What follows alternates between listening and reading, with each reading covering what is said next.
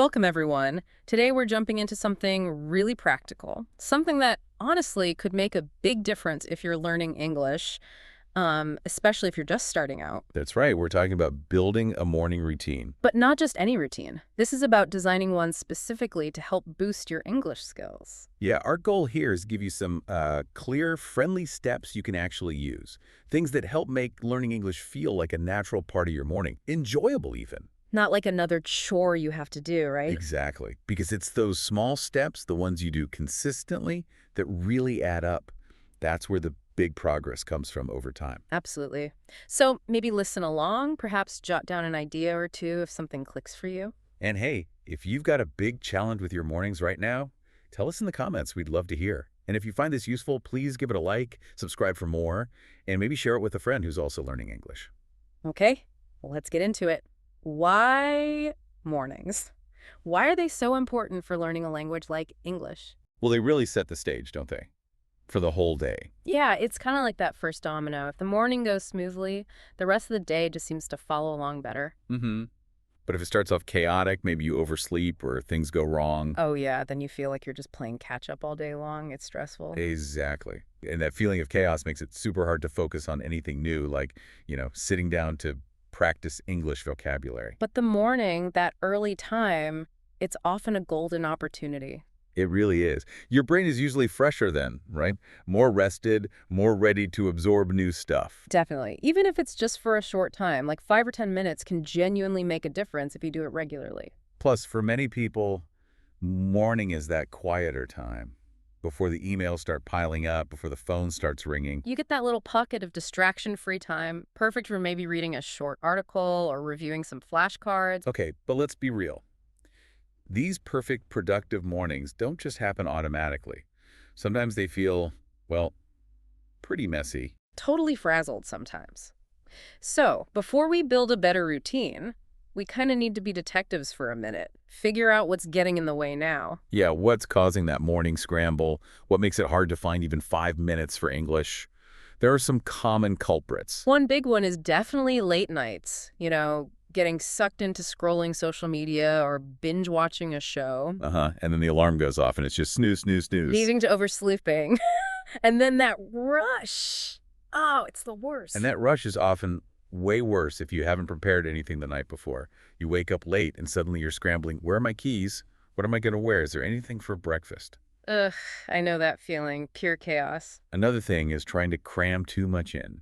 You decide you'll exercise, answer emails, make a gourmet breakfast, and learn English, all before 8 a.m. Right. It's just overwhelming. Makes you want to pull the covers back over your head. So take a second now, maybe pause and think, what's your biggest morning obstacle? What one thing tends to derail your mornings most often? Just identifying it is a huge first step. Okay, so once we know the obstacle, how do we actually start building this better routine? It kind of starts before you even wake up. It really does. Step one is all about planning your morning the night before. This is such a game changer. Seriously, you're doing your future sleepy self a massive favor. Absolutely. Preparing ahead just eliminates so many of those tiny, stressful decisions that eat up time and energy when you're barely awake. It's like clearing the runway for takeoff, isn't it? If the runway is cluttered with last-minute stuff you need to find or decide. Your morning flight isn't going to be smooth. Simple things help clear it. Lay out your clothes. Pack your bag if you need one for the day. Even just scribbling a quick to-do list for the next morning can make a difference. Reduces that mental load. Oh, and prepping breakfast, that's a big one.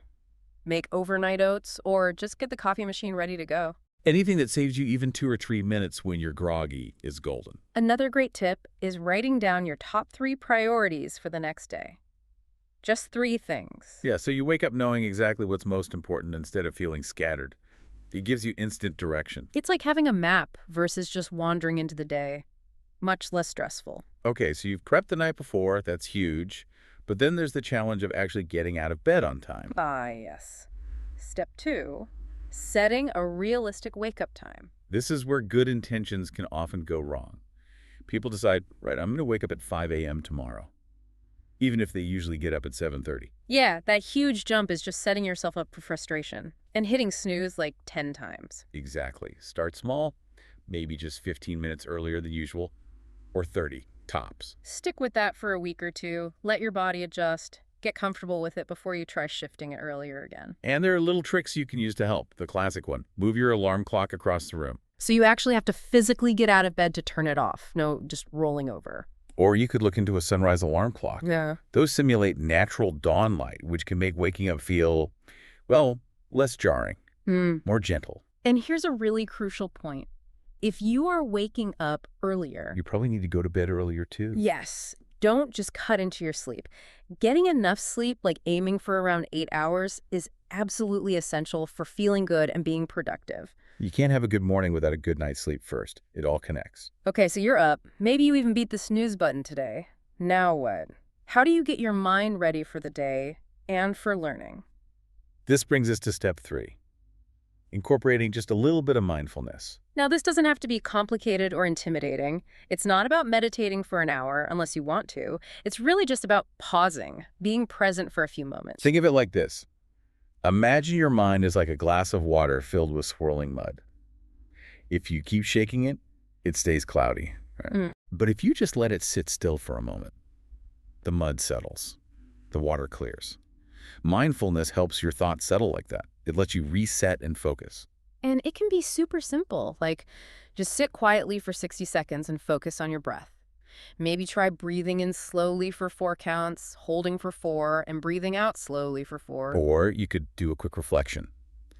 Just think of one thing, just one, that you feel grateful for right now. Or set a positive intention for the day. Something simple like, I'm ready to learn today, or I choose to be calm and focused.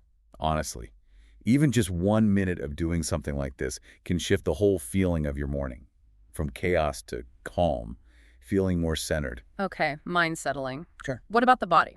Step 4 is about getting moving. Yeah, and again, this doesn't mean you have to suddenly start running 5 miles every morning. Unless that's your thing, of course. It's just about a little bit of physical activity, something to gently wake up your body and your brain. It's like your body's been in sleep mode, right? Yeah. A little movement helps it power up properly. Could be just a few simple stretches, reaching up high, touching your toes, maybe some gentle neck rolls, get the blood flowing. Or a short walk, even just around the house a few times. Or step outside for 5 minutes if you can. Fresh air helps too. And here's a fun one, especially for you English learners. Ooh, I like this one.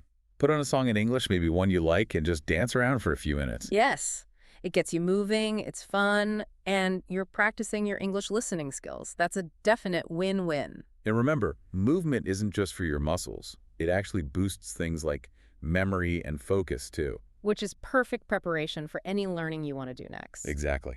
Which brings us to arguably the most important step for your language goals. Step 5, schedule your mini English practice. This is it. Make this a non-negotiable but small part of your routine. Consistency is the magic ingredient here. 5 or 10 minutes. That's all it needs to be, especially at first. Done daily, that adds up incredibly fast over weeks and months. It's like planting a tiny seed every single day. Eventually, you get a pretty big plant. And there are so many easy ways to fit this in. You could, like we said, listen to an English podcast while you make your coffee. Or read just one short news article online, maybe from BBC News or another English site, just a paragraph or 2. How about writing? Grab a notebook and write just 2 or 3 sentences in English about your plans for the day. Or if you want speaking practice, you can actually talk to yourself. Stand in front of the mirror and describe what you see, or say your plans out loud in English. It might feel weird at first, but it works. Language learning apps are brilliant for this too. Quick bursts on Duolingo or Memrise for vocab. Anki is fantastic for flashcards, especially using spaced repetition to really lock words in. BBC Learning English often has short daily activities too, perfect for a quick morning hit. That daily writing, even just a sentence or 2, is a great practice for putting grammar and vocabulary together without feeling like heavy study. The absolute key, though, is making it a habit. Just like brushing your teeth. Doesn't have to be perfect every day, doesn't have to be long, just regular. You mentioned apps like HelloTalk for chatting, Radiolingo for listening. There are lots of tools. Find 1 or 2 you like and just use them consistently. Yeah, which leads really nicely into thinking about the power of habit itself, particularly for learning a language. Right, because relying only on motivation, well, it's tough. Our willpower gets tired, doesn't it? Especially later in the day. Totally. After work, after making 100 decisions, it's so easy to just say, ugh, I'm too tired for English practice tonight. But habits let things run on autopilot, almost. Your brain likes patterns. There's this loop, a cue, a routine, and a reward. So the cue is the trigger. Maybe it's finishing your coffee or putting your toothbrush down, something you already do automatically. Then comes the routine that's your 5-minute English practice, listening to the podcast, doing flashcards, whatever it is. And the reward reinforces it. It could be the satisfaction of ticking it off your list, understanding a new word, or just feeling good that you've done something positive for your learning. Linking your new English habit to an existing habit like Duolingo right after breakfast makes it so much easier to stick. Even tiny language habits work wonders. Learning vocab on an app while you're waiting in line somewhere. Or reading just one page of an English book first thing in the morning. When it becomes a habit, you don't need to spend mental energy deciding to do it each day. You just do it. Now, this is all great in theory, but it's really important to make this routine yours. Oh, absolutely. Personalize it.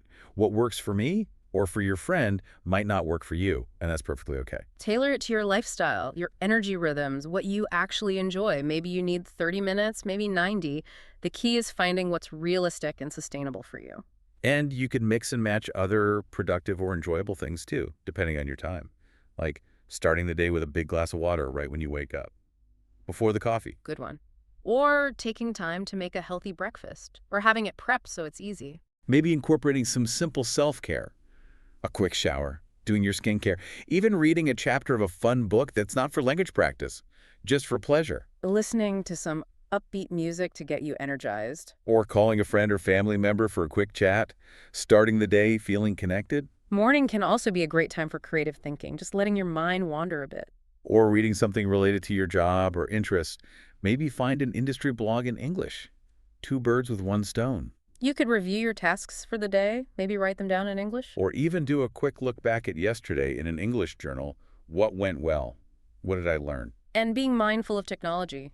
Using it on purpose for your language app, for a podcast, rather than just letting it suck you into endless scrolling first thing. The main thing is test drive your routine. See how it feels. Yeah. Is it working? Is something feeling like a drag? Don't be afraid to tweak it. Adaptability is key. Life changes, your routine might need to change too. And, sticking to a routine, even a simple one, does wonders for your confidence. That feeling of accomplishment each morning builds self-efficacy. It shows you can do it. Which is such a boost when you're tackling something big like learning a new language. Definitely. Okay, so before we wrap up, we wanted to add a little vocabulary boost section. Yeah, just pulling out some useful words we used today that might be new for you or good to review. Try using them this week. All right, first word, frazzled. Frazzled. Frazzled means feeling really stressed, maybe tired, a bit disorganized. Like our example. After working late and forgetting my presentation, I was so frazzled that I couldn't think straight. Next up, obstacle. Obstacle.